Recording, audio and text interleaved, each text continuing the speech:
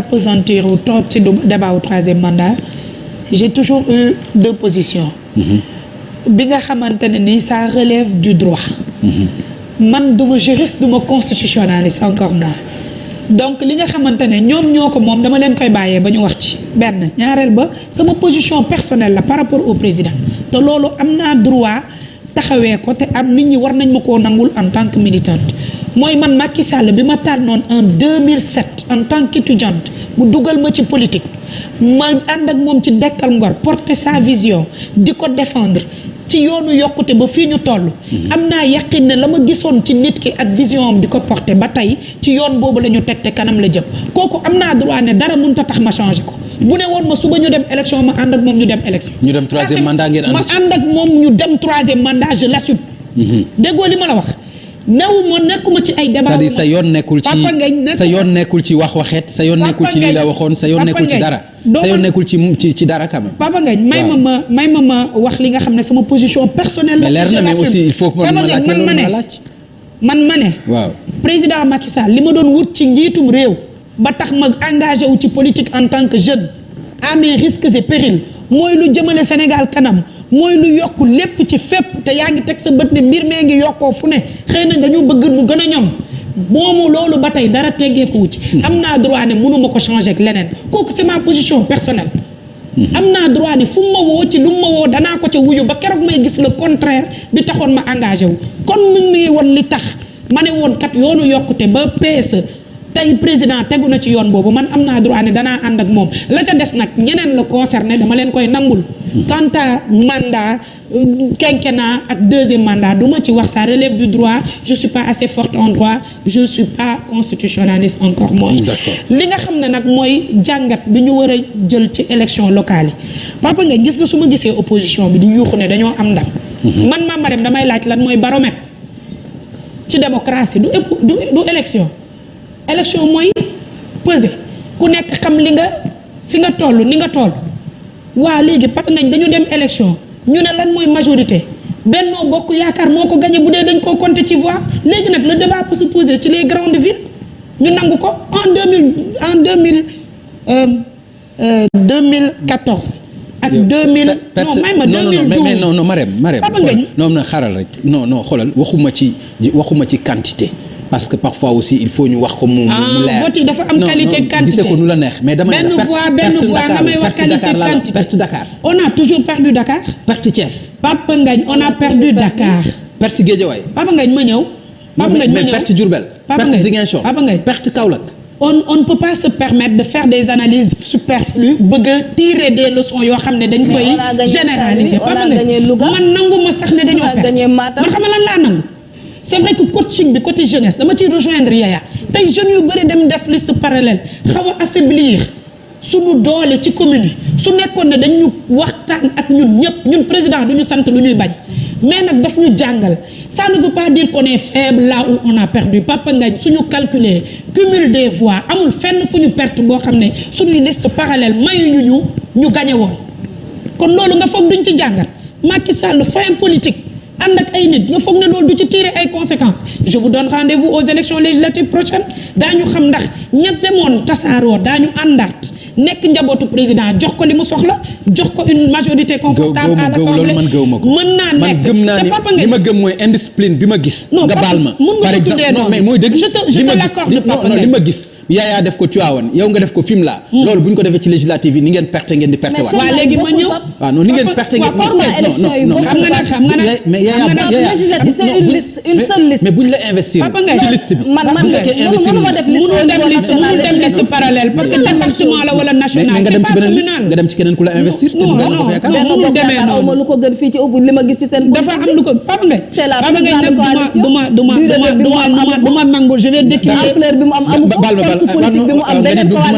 damay décrier li Aïda doon wax léegi dama ciy ñëw discrimination ngay def sama temps tout le temps da nga koy dagg Papa Ngagne yaa may ma wax dama ne waaw Papa Ngagne élection yi ñu jëm Macky Sall incha allah dana ci taxawaay bu am solo ak njabootam te daañu woon opposition bi ne li amoon bu amaatee Ngagne élection yi duñu benn ñun ay politique lañ élection locale bokkul ak élection législative bokkul ak élection présidentielle la preuve ci li ñu nekk ñu ngi ci nekk te ñi may dégg di wax bokk ci parti bi xam nañ ne président taxaw na tem pour ñooñu ko féewale woon ak ñenn ci njabootam mu demaat toog jëlaat la chose en main. doo jox ay de parole bi de Pape Ngagne damay wax pare gu ma.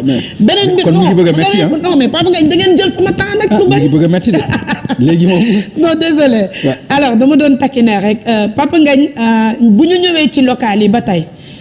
dañuy wax tout le temps bennoo dañu war a jàngat ci résultat yi dañu war a lii mais Papa Ngagne est-ce que opposition warul jàng ci résultat am Papa Ngagne di nga d'accord ak man ne durant les investitures Yewwi Askan Wi dans certaines localités peinait à trouver des têtes de liste est-ce que xam nga ne dans Yewwi je vous fais cette révélation te bu ñu ko vérifier wala ñu bàyyi le temps juger le temps me donnera raison mooy am na ci ay nit yu demee liste Yewwi ils n'ont jamais milité à Yewwi wala ils n'ont jamais été des militants avérés de Yewwi Askan Wi contexte local moo tax ñu nekk des positions yoo xam ne xam nañ ne peut-être Benno du leen investir wala xam ne bëri na fi te loo ci gis repli te bu ñu demee ba ci kanam dina leer ñoom ñoo war a jàngat Yewwi je ne t'indexe pas mais dama ne comme ci nga bokk ci coalition bi yéen it daf leen jàngat te xam ne ñu ci bari du ñu seeni militant du ñu seeni responsable te daañu dël si au bercail soo ko bëggee def nii nag dafay metti boo ma bëggee waaxu comme ça nii day doy waar Aïda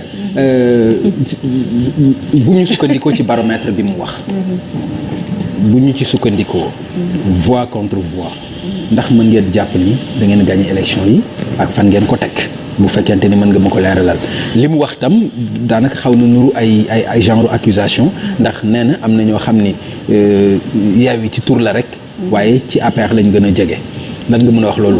ci loolu Benno Bokk Yaakaar waaw. en fait je suis un peu parce que li mu wax dafa mel ni man fekkewuma fi ñu toogee dans le Yewwi di def processus.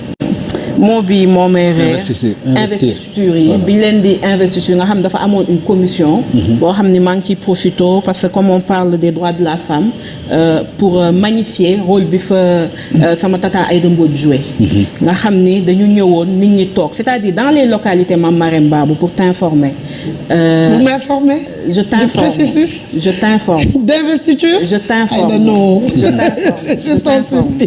je t'informe dans des localités ci étendue wu territoire bi yëpp dans chaque commune il n'y avait pas un seul candidat il y avait plusieurs candidats yooyu dañuy jël seen dossier ñu indi ko au niveau de la commission d'investiture ñu teg su dee candidat bi je prends un exemple sama parti la bokk Bës du Ñakk beneen bi bokk Pastef beneen bi bokk Pastef ñooñu duñu toog fi ñuy délibérer beneen bi bokk Taxawu dañuy génn ñu xool les profils ñu xool le parcours ñu xool li ñuy xaar ci ñoom bu ñu paree en toute démocratie ñu décider ne yow yaay doon suñu candidat et li mu wax sur les listes parallèles je pense que loolu aussi war nañ ci bàyyi xel c'est pas seulement ci parti au pouvoir bi ñoom ñoo am ay nit ñoo xam ne peut-être d'accorduñu woon ci investiture yi ñu dem Yewwi y en a eu énormément et buñ ko compté woon ça je pense que ci kii biñ ñu jox ni ñu koy waxetee en termes d'électorat liñ ñu jox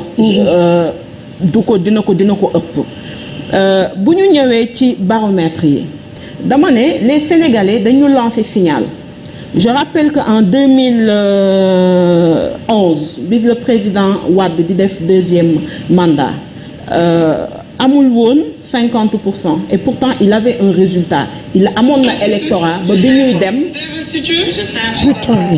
ba bi ñuy dem en réalité deuxième tour bi su coalition Benno Bokk Yaakaar bi ñu bokkoon gagné ko donc ce qui veut dire que en fait changement buy am ndànk-ndànk lay demee ci fenn lay jóge ba yegg fa te am na lu mu wax mais dafa am lu ma jaaxal dañoo gagné foofu lay ñëwee dafa am lu ma jaaxal en 2017 da ngeen ne yéen a gagné Dakar. Qui a dit ça? Non, 2017, les législatives. Et on a vu les transferts et ñi doon voté moo bi ak législatives yi ak hors de mission yi qui ont été en défaveur de la coalition Taxawu Sénégal ñu ñëw en 2019 ñu ne aussi dañu gagné Dakar comment en moins de 2 ans su dee c'était des élections véritablement transparentes et liñ ci bëgg li ci citoyens yi doon xaar moo am mu mën a am écart boobu ak 2022. Vous remettez en cause la transparence des élections. Laisse-moi terminer Marème Babou. Allez-y. Et ça nous ramène ci aujourd'hui la question bi ñuy poser et qui est une question d'actualité sur fiabilité wu fichier bi yi nga xam ne je vais continuer. Bien sûr. C'est vrai, ouais. Fiabilité wu fichier bi nga xam ne en réalité opposition bi mi ngi koy teg ñu indil ñu tey ci élection yu ñu nar a dem beneen galgal bi nga xam ne en 2019 moom la ñu def mooy la question des parrainages bi nga xam ne ñun xamuñu tey ba tey jusqu'à présent ñi nga xam ni dañ leen ne vous ne pouvez pas être candidat fan lañ ko teg ce qui veut dire que aujourd'hui Mame Marème Babou il y a beaucoup de questions essentielles yoo xam ni sur même la clarté du jeu démocratique yoo xam ni mën nañ ko positionner. Vous avez oublié que vous avez toujours gagné Dakar peut-être vous avez toujours perdu Dakar mais Guédiawaye da ngeen ko gagné woon et pourtant Guédiawaye ku leen waxoon ni que aujourd'hui c'est Ahmed Aïdara qui allait être le maire de Guédiawaye du ngeen ko gëm. On vous donne l'exemple de Thiès bi nga xam ne bu ñu defoon calcul bi entre ce que Rewmi disait représenter ak li nga